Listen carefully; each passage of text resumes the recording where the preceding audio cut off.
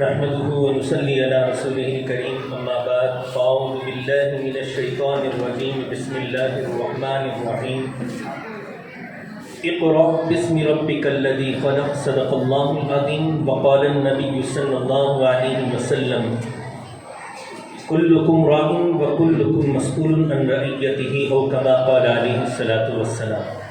واجب الاحترام بزرگوں، عزیز ساتھیوں اور پردہ نشین ماؤں اور بہنوں اور عزیز طلباء، اللہ تعالیٰ کا بہت بڑا فضل و کرم کہ اللہ تعالیٰ نے آج ہم تمام کو یہاں پر قرآن کی نسبت سے، دین کی نسبت سے اپنے بچوں کا پروگرام دیکھنے کے لیے جمع فرمایا۔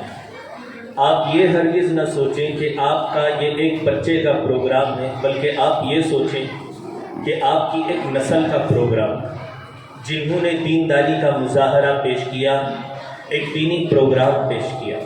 کیونکہ ہمارے بزرگان دین ایک بڑی عجیب بات فرمایا کرتے تھے، وہ بولتے تھے کہ مرد اگر دیندار بنتا ہے تو دین گھر کی دہلیز تک پہنچتا ہے، عورت اگر دیندار بنتی ہے تو دین گھر کے اندر پہنچتا ہے، لیکن جب بچہ دیندار بنتا ہے تو دین خاندانوں تک پہنچتا ہے۔ آپ چونکہ دور سے بھی آئے ہیں اور دیر تک بھی بیٹھے رہیں، اللہ آپ کے دیر سے بیٹھے رہنے اور دور سے آنے کو قبول فرمائیں، اور جتنی دیر تک ہماری نسلیں چلے گی، جتنی دور تک جائے گی، انشاءاللہ اسلام باہر تک پہنچے گا، اس بیٹھنے کی برکت سے، اس مجاہدے کی برکت سے۔ یہ بچے ہمارے لیے ایک کیپٹل ہیں، ایک سرمایہ ہے۔ یہی بچے ہمارے لیے دنیا میں بھی کامیابی کا ذریعہ ہے اور آخرت میں بھی کامیابی کا ذریعہ ہے۔ ہم لوگوں کو چاہیے کہ ان بچوں کو جہاں ہم اپنی دنیا کی کامیابی کا ذریعہ بنا رہے ہیں، وہیں پر آخرت کی بھی کامیابی کا ذریعہ بنا دیں، کیونکہ اکثر یہی دیکھا جا رہا ہے، حالات جب سے خراب ہو رہے ہیں، ہواؤں میں زہر پھیلتا جا رہا ہے، بے دینی، بد دینی، دین بیزاری پھیلتی جا رہی ہے، لوگوں کی توجہ دنیا داری کی طرف زیادہ ہو رہی ہے اور دینداری کی طرف بالکل ہی کم توجہ ہو رہی ہے، بلکہ نہیں کے برابر ہو رہی ہے۔ اس لیے ہمارے لیے ایک فریضہ یہ ہے، ہمارا یہ فرض ہونا چاہیے کہ ہم جہاں تک ہو سکے اپنے بچوں کو سب سے پہلے دیندار بنانے کی کوشش کریں۔ اسی بات کو میں مد نظر رکھتے ہوئے آپ حضرات کے سامنے 4 ذمہ داری والے کام دے کر جا رہا ہوں، جو خصوصاً آج ہمارے ملک کے اندر ہر والدین کے لیے ضروری ہے کہ وہ اپنے بچوں کے سلسلے میں ان 4 چیزوں پر خاص توجہ دیں۔ سب سے پہلی چیز دینی تعلیم، کچھ دے یا نہ دے لیکن پہلے نمبر پر دینی تعلیم ضرور دیں، اس کو ایک سچا پکا مسلمان بنا ڈالیں۔ دوسرے نمبر پر دنیاوی تعلیم بھی اپنے بچوں کو ضرور دیں۔ تیسرے نمبر پر بچوں کے دستاویزات ہو یا اپنے ڈاکومنٹس ہو، یہ سب کے سب صحیح ضرور کریں۔ چوتھے نمبر پر ہمارے بچوں کے جہاں روح کے بارے میں ہم فکر کر رہے ہیں کہ بچہ دیندار بن جائے، سچا پکا مسلمان بن جائے، وہیں پر چوتھے نمبر پر ہمارے بچے فزیکلی، جسمانی طور سے بھی ہمیشہ فٹ رہیں، فزیکل فٹنس کے سلسلے میں بھی خاص خیال رکھیں۔ سب سے پہلی چیز جو بالکل اہم ہے، جس سے بچے دنیا میں بھی کامیاب ہوں گے، آخرت میں بھی کامیاب ہوں گے، وہ ہے دینی تعلیم۔ دینی تعلیم کے لیے اللہ تعالیٰ نے قرآن مجید کو اتارا، اللہ تعالیٰ نے نبی کریم صلی اللہ علیہ وسلم کو اتارا، ان کی سیرت ہمارے سامنے۔ ہم لوگ کبھی قرآن مجید کو سمجھے ہی نہیں، ہم نے کبھی نبی کی سیرت کو سمجھا ہی نہیں۔ قرآن مجید آئی تھی ہمیں بادشاہ بنانے کے لیے، ہمیں راجہ بنانے کے لیے، ہمیں حکومت کرنے کے لیے، ہم یہاں دنیا میں رول کرنے کے لیے آئے۔ نبی کریم صلی اللہ علیہ وسلم کی سیرت ہمیں یہ سکھانے کے لیے آئی تھی کہ کس طرح سے تم بادشاہ بنتے ہو، خلیفہ بنتے ہو، اور جانوروں تک کو تم لوگ خوش رکھتے ہو۔ یہ سیرت ہمیں سکھانے کے لیے آئی تھی، یہ قرآن ہمیں سکھانے کے لیے آیا تھا، لیکن ہمارے خصوصاً ہندوستان کے مسلمان اس بات پر راضی ہیں کہ ہم بھیک مانگتے مانگتے زندگی گزار لیں گے۔ ہم لوگ ٹاؤن ہال کے پاس کھڑے ہو کر بھیک مانگنے کے لیے پیدا نہیں ہوئے، ہم لوگ رول کرنے کے لیے آئے۔ اللہ تعالیٰ نے جب فرشتوں سے کہا تھا انی جاعل فی الارض خلیفہ، میں زمین میں ایک خلیفہ بنانا چاہتا ہوں، اللہ نے انسان بنانا چاہتا ہوں یہ نہیں کہا، اللہ نے غلام بنانا چاہتا ہوں یہ نہیں کہا، اللہ نے ایک بندہ، ایک انسان، ایک مخلوق، ایک پرانی بنانا چاہتا ہوں یہ نہیں کہا، بلکہ اللہ تعالیٰ نے فرمایا انی جاعل فی الارض خلیفہ۔ اسی مقصد کو سامنے رکھتے ہوئے کئی نبی آئے، آخر میں ہمارے نبی حضرت محمد صلی اللہ علیہ وسلم آتے ہیں، 20 پر 3 سال محنت کرتے ہیں، 40 سال کی عمر میں نبوت ملتی ہے، قرآن اترنا شروع ہو جاتا ہے، 60 پر 3 سال کی عمر تک محنت کرتے رہے، یعنی پورے کے پورے 20 پر 3 23 سال محنت کرتے رہے۔ جیسے ہی 23 سال ہونے کے بعد نبی رخصت ہوتے ہیں دنیا سے آخرت کی طرف، سب سے پہلا خلیفہ ابو بکر صدیق چھوڑ کر جاتے ہیں، پھر دوسرا خلیفہ حضرت عمر، تیسرا خلیفہ حضرت عثمان، چوتھا خلیفہ حضرت علی رضی اللہ تعالیٰ عنہ۔ یہ خلیفہ لفظ یاد رکھیں تو ہم لوگ یہاں پر خلیفہ بننے کے لیے آئے ہیں، خلافت کو برپا کرنے کے لیے آئے ہیں، اللہ کے سسٹم کو پوری دھرتی میں، پوری دنیا کے اندر پھیلانے کے لیے آئے ہیں۔ اور ایک خلیفہ کا سب سے پہلا ایک فرض یہ بنتا ہے کہ وہ دیندار ہونا چاہیے، وہ مسلمان ہونا چاہیے، وہ وقت کا ولی ہونا چاہیے۔ بس اسی مقصد کو سامنے رکھتے ہوئے میں آپ سے گزارش کروں گا کہ آپ اپنے بچوں کو دیندار ضرور بنائیں۔ ہمارے ماں باپ سمجھتے نہیں ہیں، وہ یہ سمجھتے ہیں کہ چھوٹا سا بچہ ہے، میں بولوں گا تو کیا سمجھے گا، ہوتے ہوتے بڑا ہو جاتا ہے، بڑا ہونے کے بعد بھی والدین یہی سوچتے ہیں اب بڑا ہو چکا ہے، اب سمجھاؤں گا تو کیا سمجھے گا۔ یہ سمجھنے کے پوری زندگی ایسے ہی گزر جاتی ہے، پوری زندگی۔ میں تو آپ سے کہتا ہوں بھائی اگر محنت کرنے کی عمر ہے، توجہ دینے کی عمر ہے، دیندار بنانے کی عمر ہے تو یہی عمر ہے، یہی چھوٹی عمر ہے۔ ہم لوگ اکثر بولتے ہیں 15-20 سال میں دیکھتے ہیں حضرت قرآن و سنت پڑھائیں گے، ابھی جنرل سائنس چلنے دو، ابھی سوشل سٹڈیز چلنے دو، میتھمیٹکس چلنے دو، یہ سوچ کر ہم لوگ چھوڑ دیتے ہیں۔ پھر جب 15 سال میں ہم لوگ سمجھانے کے لیے جاتے ہیں تو پانی سر سے اوپر ہو چکا ہوتا ہے، جانور ہاتھ سے نکل چکا ہوتا ہے، کھیت پورا کا پورا جل چکا ہوتا ہے، گھر پورا کا پورا برباد ہو چکا ہوتا ہے۔ اس لیے جو چنگاری آپ کو نظر آ رہی ہے، چھوٹے سے بچے جو نظر آ رہے ہیں، یہ آج کے بچے کل کے بڑے ہیں، یہ آج بچپن ہے، لیکن ایک وقت آئے گا یہ 55 تک پہنچیں گے۔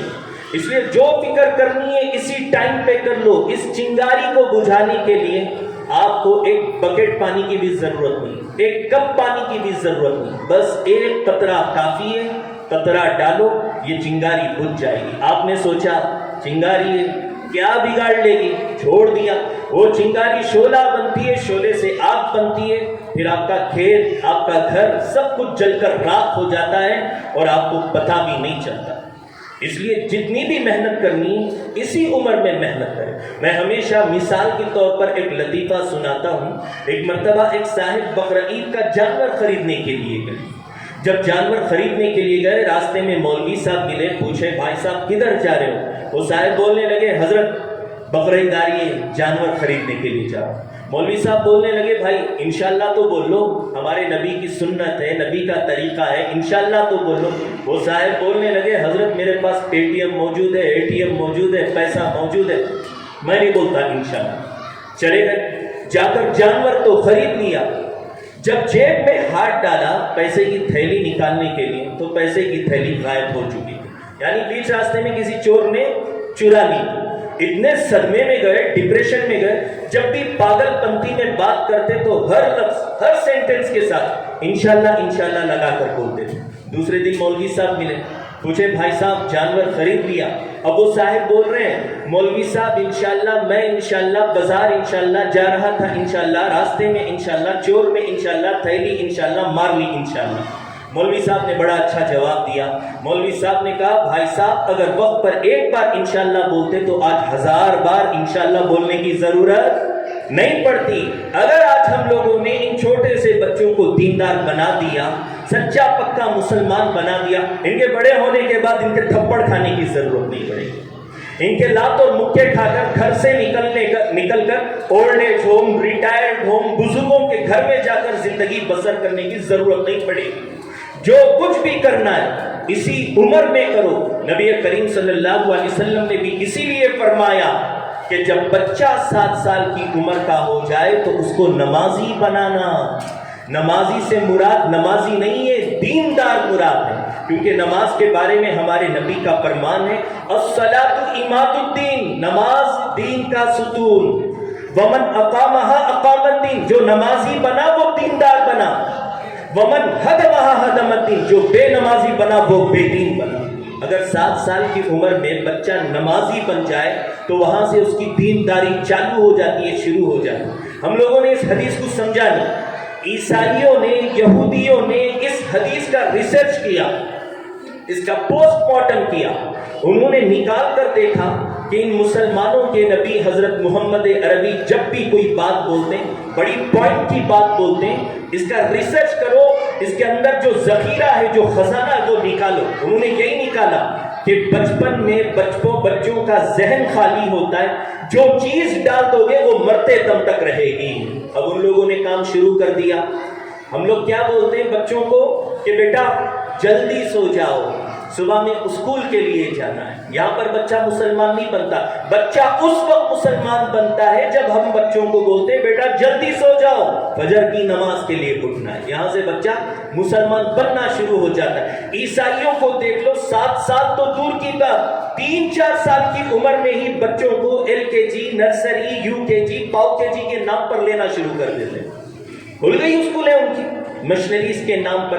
اس لیے بچوں کو جتنا بھی دیندار بنانا ہے اسی عمر میں بنائیں، کیونکہ ہم لوگ دوسرے نمبر والی چیز پر تو عمل کر ہی رہے، اس پر بولنے کی ضرورت نہیں۔ مجھے ایجوکیشن پر بولنے کی ضرورت نہیں، اور ہونا بھی چاہیے۔ ایجوکیشن ہمارے بچوں کو ملنا چاہیے۔ میں نے جو آیت تلاوت کی تھی شروع میں، اقرأ بسم ربک الذی خلق، یہ وہ آیت ہے جو سب سے پہلی آیت نبی کریم صلی اللہ علیہ وسلم پر اتری تھی۔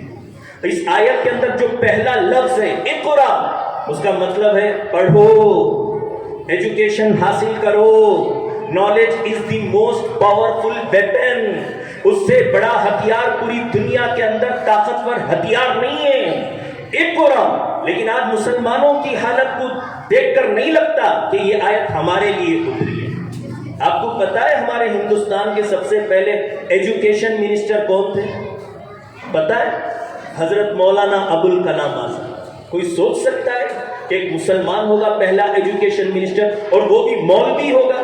اس لیے یہ دوسرے نمبر والی چیز بھی ضرور دیں، بچوں کو ڈاکٹر بنائیں، انجینئر بنائیں، لیکن جب پہلے نمبر والی چیز دے دیں گے دینی تعلیم، تو دوسرے نمبر والی چیز میں آپ کا بچہ صرف ڈاکٹر نہیں بنے گا، مسلمان ڈاکٹر بنے گا، مسلمان انجینئر بنے گا۔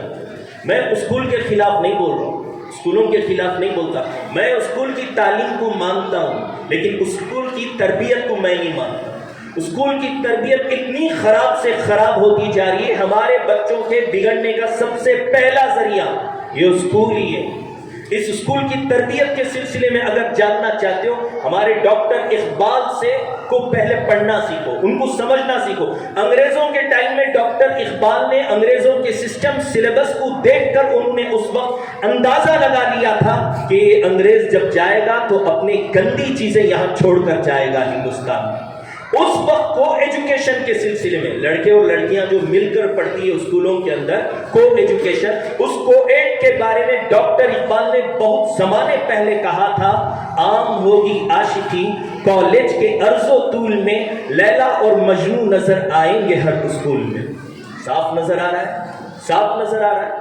مجھے اعتراض ہے اسکول کے اندر تو ان کی تربیت سے اعتراض ہے۔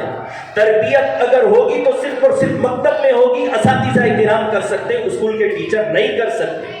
اسکول کے ٹیچر تو الٹا یہ بول کر بھیجتے کہ بیٹا جب فادر ڈے آئے تو اس وقت باپ کو باپ ماننا، فادر ڈے نکل جائے تو باپ مہا باپ ہو جاتا ہے۔ مدر ڈے آئے تو ماں کو ماں ماننا، جیسی مغرب میں سورج ڈوبا اور وہی ماں نوکرانی بن جاتی ہے، وہ بوٹ پالش کرنے والی بن جاتی ہے۔ یہ چونچلے کہاں سے، یہ پیٹرن ہمارے بچوں کو کہاں سے ملے؟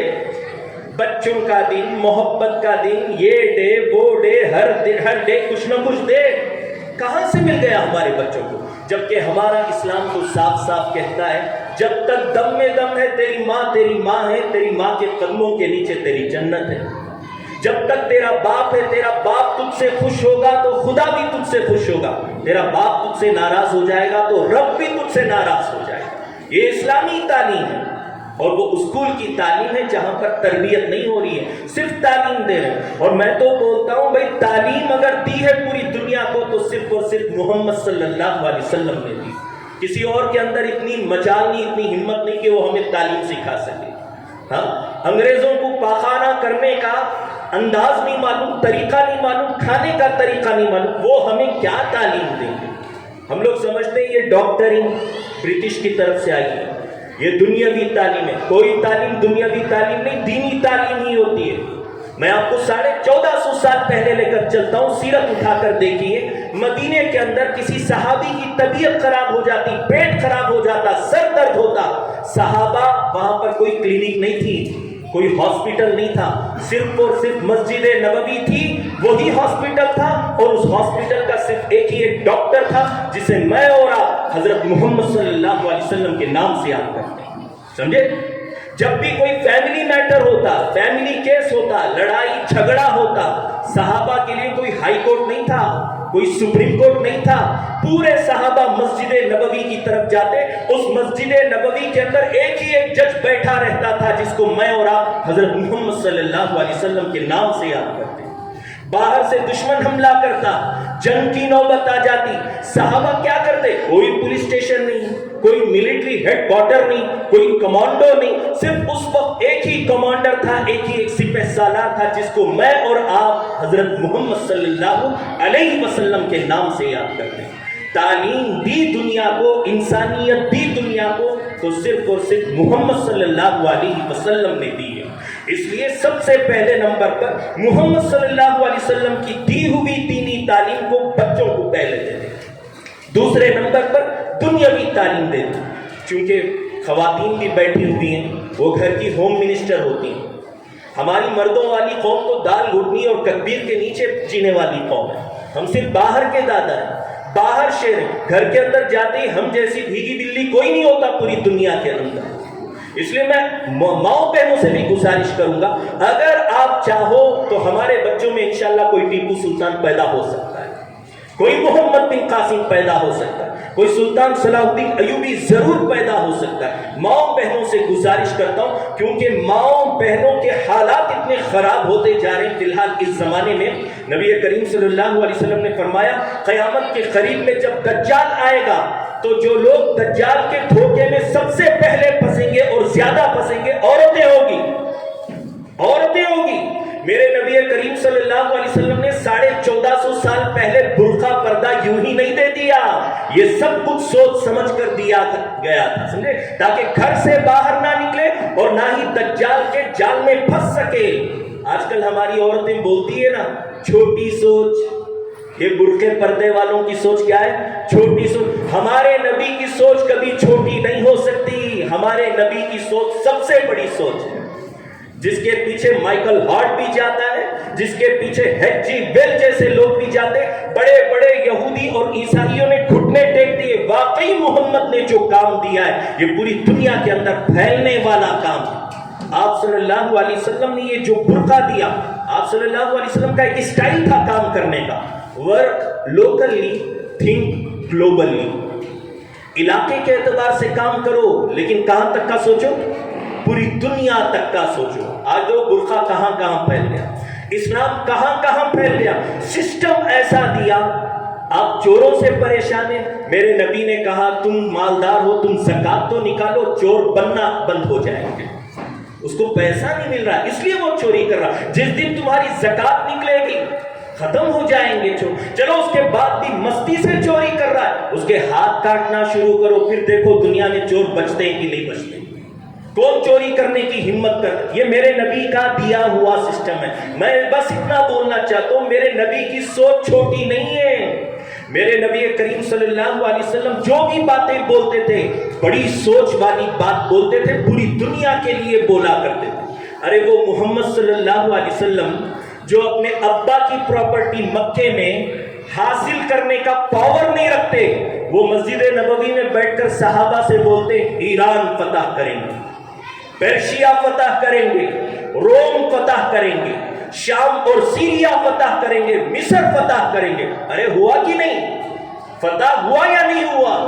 اس وقت کے لوگوں نے بھی شاید مذاق اڑایا ہوگا، ابا کی پراپرٹی لے نہیں سکتے اور ایران لینے کی باتیں کر رہے ہیں. ارے لے کر دکھایا یا نہیں دکھایا؟ شام لے کر دکھایا یا نہیں دکھایا؟ یہ نبی کریم صلی اللہ علیہ وسلم کی اگرچہ کہ لفظ چھوٹے چھوٹے ہیں لیکن بڑے پاورفل ہیں. اس برقعے کو کم نہ سمجھیں. ہماری عورتیں آج کل بولتی ہے my life my body my choice, میری زندگی میرا جسم میری مرضی. نہیں، جسم جس کا دیا ہوا ہے صرف اسی کی مرضی چلے گی. جان جس کی دی ہوئی ہے صرف اسی کی مرضی چلے گی. اگر آپ لوگ یہ کہتے ہیں کہ چھوٹے کپڑے یہ برقع پردہ اوڑھنی بولنے والوں کی سوچ چھوٹی ہے، تو میں کہتا ہوں چھوٹی سوچ ہمارے نبی کی نہیں، چھوٹی سوچ چھوٹے کپڑے پہننے والوں کی ہے. سمجھے؟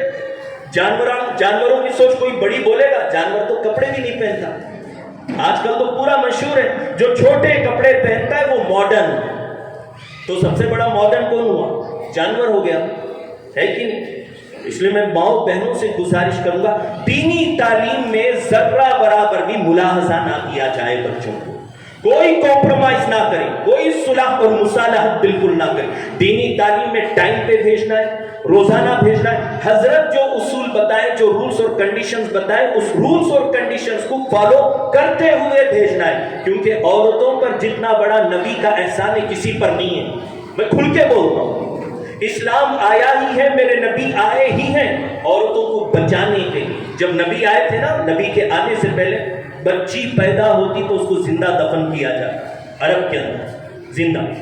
آپ ہندوستان کی تاریخ اٹھا کر دیکھ لیں، شوہر مر جاتا تو بیوی کو اٹھا کر شوہر کے ساتھ جلا دیا جاتا تھا. ستی جس کو کہتے ہیں، ستی.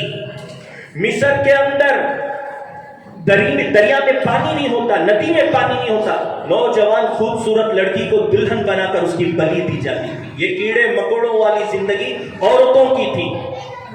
ایک مرتبہ ایک صاحب اپنی بیٹی کو اٹھائے، زندہ دفن کرنے کے لیے گئے، کھڈا کھودا، کھلونے رکھے، بچی کھیلنے لگی، اوپر سے مٹی ڈالنے لگے.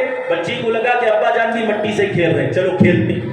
جب وہ مٹی منہ تک پہنچی، ناک تک پہنچی، دم گھٹنے لگا، سانس ختم ہونے لگی، اس وقت بچی کو سمجھ میں آیا کہ ابا جان کا پروگرام ہی کچھ اور ہے.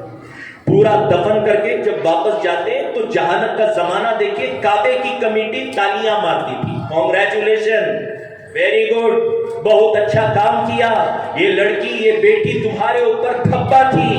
اس وقت کوئی کینڈل مارچ نکالنے والا نہیں، کوئی FIR درج کرنے والا نہیں، کوئی عورتوں کے حق کے لیے، وومنس رائٹس کے لیے رونے والا نہیں، آواز اٹھانے والا نہیں. پوری تاریخ کے اندر سب سے پہلے اگر کسی نے آواز اٹھائی، میرے اور آپ کے نبی حضرت محمد صلی اللہ علیہ وسلم نے اٹھائی.